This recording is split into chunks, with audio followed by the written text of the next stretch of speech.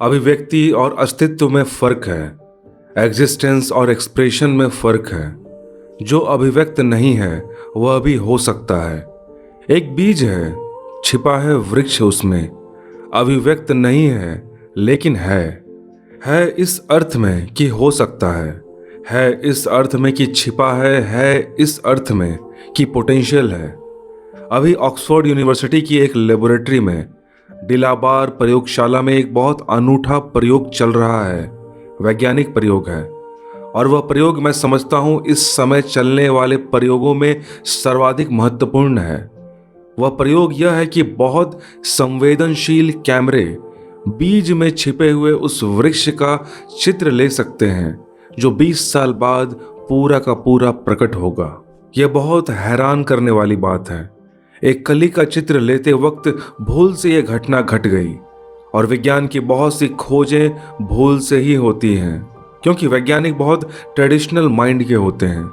वैज्ञानिक बहुत कन्फर्मिस्ट होते हैं। वैज्ञानिक आमतौर से क्रांतिकारी नहीं होता। क्रांतिकारी कभी कभी वैज्ञानिक हो जाते हैं, यह दूसरी बात है, लेकिन वैज्ञानिक आमतौर से क्रांतिकारी नहीं होता। वैज्ञानिक तो जितना विज्ञान जानता है उसको जोर से पकड़ता है और कोई भी नई चीज को प्रवेश करने नहीं देता। पिछले पूरे का पूरा इतिहास यह बताता है कि हर विज्ञान की नई खोज में बाकी वैज्ञानिकों ने जितनी बाधा डाली उतनी और किसी ने भी कभी नहीं डाली। तो अक्सर नई घटना भूल से घटती है। वैज्ञानिक उसको कर नहीं रहा होता, एक्सीडेंटल होती है। डिलाबार प्रयोगशाला में बहुत संवेदनशील कैमरों के साथ फूलों पर कुछ अध्ययन किया जा रहा था और एक कली का फोटो लिया गया। लेकिन कली का फोटो तो नहीं आया, फोटो फूल का आया। कैमरे के सामने कली थी और कैमरे के भीतर फूल आया। तब पहले तो यही ख्याल हुआ कि जरूर कुछ कैमरे की फिल्म में कुछ भूल हो गई है, कोई एक्सपोजर पहले से हो गया होगा, कुछ ना कुछ गलती हो गई है। लेकिन फिर भी फूल के खिलने तक प्रतीक्षा करनी चाहिए और तब फूल खिला तो बड़ी कठिनाई हो गई।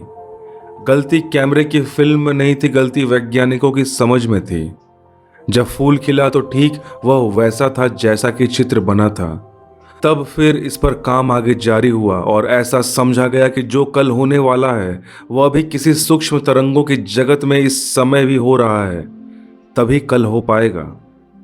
एक बच्चा पैदा होता है मां से, 9 महीने अंदर गर्भ में छिपा रहता है, किसी को पता नहीं क्या हो रहा है।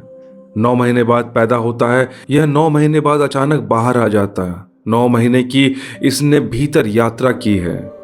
एक कली जब फूल बनती है तो फूल बनने के पहले उसके आसपास की विद्युत तरंगे यात्रा करते हैं फूल बनने की गर्भ में।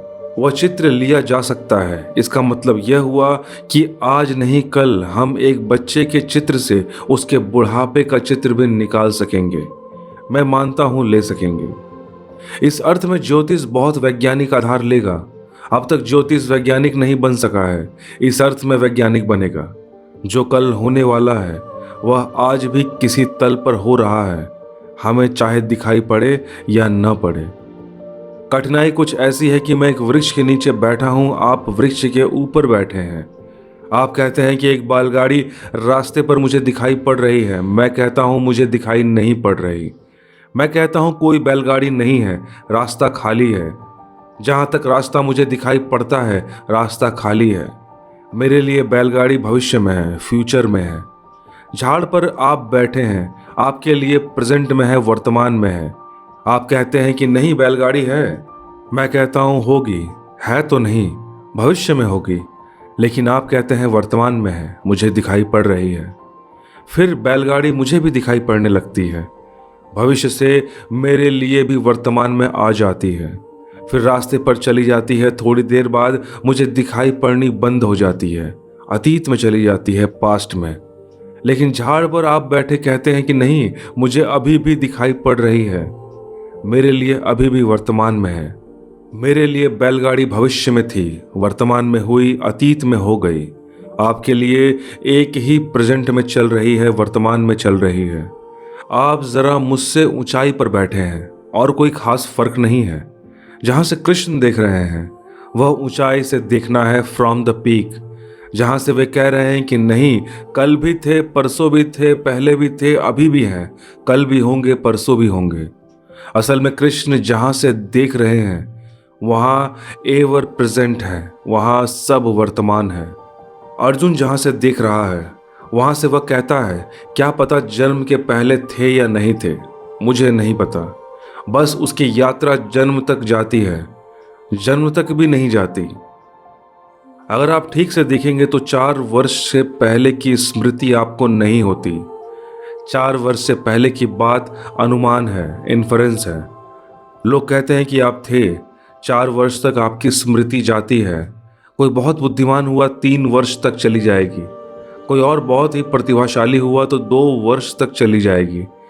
लेकिन 2 वर्ष तक भी जाए तो 2 वर्ष तक आप थे, कुछ कहा नहीं जा सकता। स्मृति ही आधार है।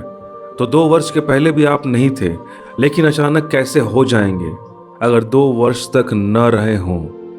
लेकिन अगर याद आ जाए जन्म तक, दूसरे याद दिला दें, पर माँ के पेट में भी आप थे, उसकी कोई स्मृति नहीं है, लेकिन गहरी हिप्नोसिस में उसकी स्मृति भी आ जाती है। गहरे सम्मोहन में व्यक्ति को बेहोश किया जाए तो वह बता देगा कि वह 3 महीने का जब माँ के पेट में था तो माँ गिर पड़ी थी। बच्चे को भी चोट लगी थी। जब माँ गिरती है तो गर्भ की भी स्मृति आ जाती है, गर्भ के पार की भी स्मृति आ सकती है, पिछले जन्म की स्मृति भी आ सकती है, लेकिन वह हमारे लिए पास्ट होगा। उसकी स्मृति जगानी पड़ेगी, अतीत होगा। कृष्ण के लिए सब शाश्वत वर्तमान है, द इटर्नल नाउ। अब ही है सब। वे जिस जगह से खड़े होकर देख रहे हैं वे कहते हैं कि नहीं अर्जुन, पहले भी सब थे, बाद में भी सब होंगे, मैं भी था, तुम भी थे। यहां भी डर है कि भूल हो जाएगी। यहां भी डर यह है कि अर्जुन समझेगा कि मैं, अर्जुन नाम का व्यक्ति पहले भी था। कृष्ण यह नहीं कह रहे अर्जुन नाम का व्यक्ति कभी नहीं था पहले, हो नहीं सकता। अर्जुन नाम का व्यक्ति तो सिर्फ एक वस्त्र है। उस वस्त्र के पीछे जो छिपी है चेतना, निराकार, वह थी। और अर्जुन नाम का व्यक्ति आगे भी नहीं होगा। वह तो वस्त्र है, वह तो मौत के साथ खो जाएगा। हाँ, जिस पर टंगा है वस्त्र वह आगे भी होगी। कृष्ण जो कह रहे हैं, अगर अर्जुन बहुत भी समझेगा तो भी भूल होने वाली है।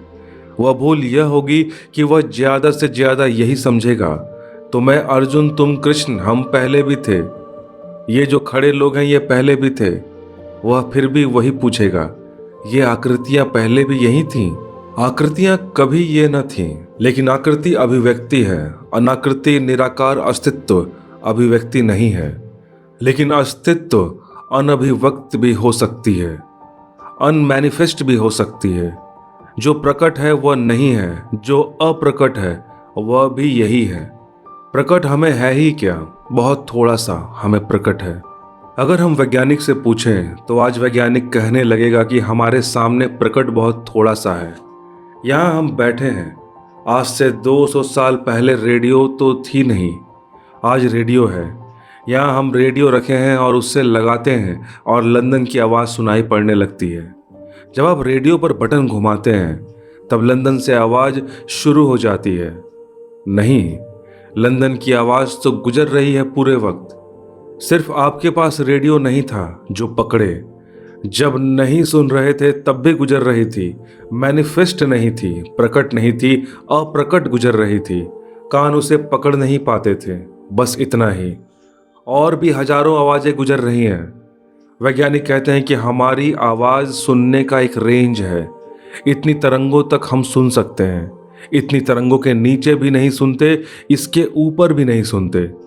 हमारी सुनने की क्षमता की एक सीमा है, उसके पार बहुत कुछ गुजर रहा है जो हमें सुनाई नहीं पड़ता।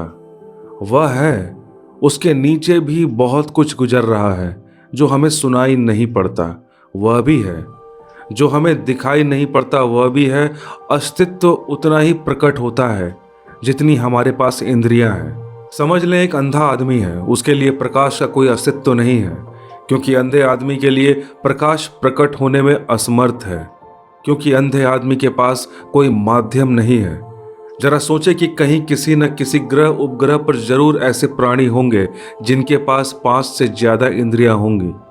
तब हमको पहले दफा पता चलेगा कि और भी चीजें हैं जगत में जिनका हमें कोई पता ही नहीं, क्योंकि 5 इंद्रियां कोई सीमा नहीं आ गई।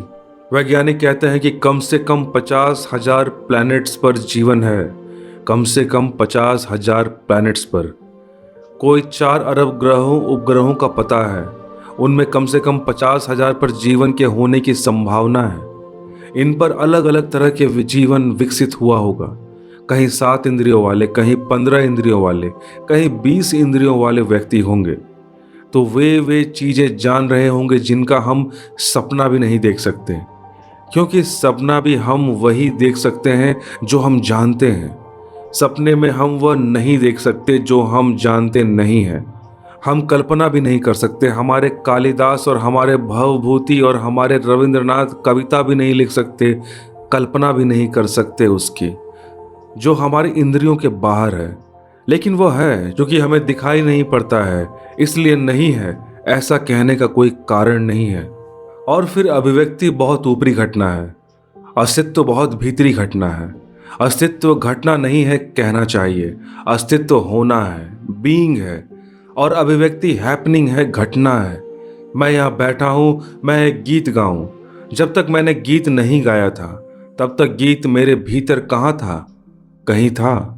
कोई फिजियोलॉजिस्ट मेरे शरीर को काट पीट कर गीत पकड़ पाता?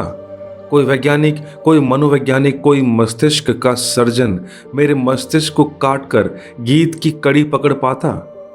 कहीं भी खोजने से मेरे भीतर गीत नहीं मिलता। लेकिन जो गीत मैं गा रहा हूं, अगर वह मेरे भीतर नहीं था तो उसके आने का उपाय क्या है? वह अनमैनिफेस्ट था, वह कहीं बीज था, वह कहीं छिपा था, वह कहीं सूक्ष्मतम तरंगों में था, वह कहीं अस्तित्व में तो था, अभिव्यक्त नहीं था। फिर वह प्रकट हुआ। प्रकट होने से वह हो गया ऐसा नहीं है, प्रकट होने के पहले भी था। और ऐसा भी नहीं कि वह पूरा प्रकट हो गया हो, क्योंकि प्रकट होने में मेरी सीमाएं बाधा डालती हैं। रविंद्रनाथ मरते दम तक कहते रहे कि जो मैं गाना चाहता था वह गा नहीं पाया हूं। लेकिन जिसको तुम गा नहीं पाए, तुम्हें कैसे पता चला कि तुम उसे गाना चाहते थे? जरूर कहीं भीतर कुछ एहसास रहा होगा, कहीं कोई फीलिंग कि कुछ गाना था। जैसा कई बार आपको लगता है कि किसी का नाम जुबान पर रखा है पर याद नहीं आता, तब बड़े पागलपन की बात कहते हैं कि जुबान पर रखा है और याद नहीं आता। अगर जुबान पर रखा है तो याद आने की क्या जरूरत है? निकालिए जुबान से। लेकिन आप कहते हैं नहीं, रखा तो जुबान पर है लेकिन याद नहीं आता। क्या मतलब हुआ इसका? इसका मतलब हुआ कि कहीं कोई एक सरकता एहसास है कि मालूम है, लेकिन फिर भी मैनिफेस्ट नहीं हो पा रहा है, फिर भी अभिव्यक्त नहीं हो पा रहा है, मन पकड़ नहीं पा रहा है। कहीं एहसास है। और अगर आप मर जाएं या आपको काट डाला जाए, हम आपके भीतर सब खोजबीन करें कि जो कुछ बिल्कुल जुबान पर रखा था वह कहाँ है, तो जुबान मिल जाएगी। जुबान पर रखा हुआ कुछ भी नहीं मिलेगा। मस्तिष्क मिल जाएगा, तंतु मिल जाएंगे, हजारों हजार सेल की व्यवस्था मिल जाएगी, काट पीट हो जाएगी, वह कहीं मिलेगा नहीं। कहीं अनअभिव्यक्त, अनमैनिफेस्ट, कहीं छिपा, कहीं अंतराल में, अस्तित्व में दबा वह खो जाता है। जो कृष्ण कह रहे हैं वह यह कह रहे हैं कि जो प्रकट हुआ है वही तू नहीं है, वह जो अप्रकट रह गया है वही तू है। और जो अप्रकट है वह बहुत बड़ा है, और जो प्रकट हुआ है वह एक छोर भर है। अर्जुन, ऐसे छोर बहुत बार प्रकट हुए हैं, ऐसे छोर बहुत बार प्रकट होते रहेंगे, होते रहेंगे। लेकिन वह जो अप्रकट है, वह अनंत जो अप्रकट है, अनादि, वह जो अप्रकट है, असीम, वह कभी चूकता नहीं। सारी अभिव्यक्तियों के बाद भी वह अनचुका पीछे शेष रह जाता है। निश्चित ही अभिव्यक्त ना होगा तो हम इंद्रियों से उसे न पहचान पाएंगे। हम इंद्रियों से उसे न पहचान पाएंगे क्योंकि इंद्रियां सिर्फ अभिव्यक्त को पकड़ती हैं। लेकिन हम इंद्रियां ही नहीं हैं। और अगर हम इंद्रियों के भीतर उतरने की कला सीख जाएं, तो जो अभिव्यक्त नहीं है वह भी पकड़ा जा सकता है, वह भी पहचाना जा सकता है, वह भी देखा जा सकता है। वह भी सुना जा सकता है, वह भी हृदय के किसी गहन तल पर स्पर्शित किया जा सकता है।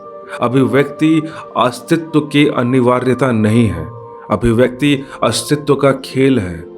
आकृति अस्तित्व की अनिवार्यता नहीं है, आकृति अस्तित्व का खेल है। इसलिए कृष्ण जगत को, जीवन को एक लीला से ज्यादा नहीं कहते।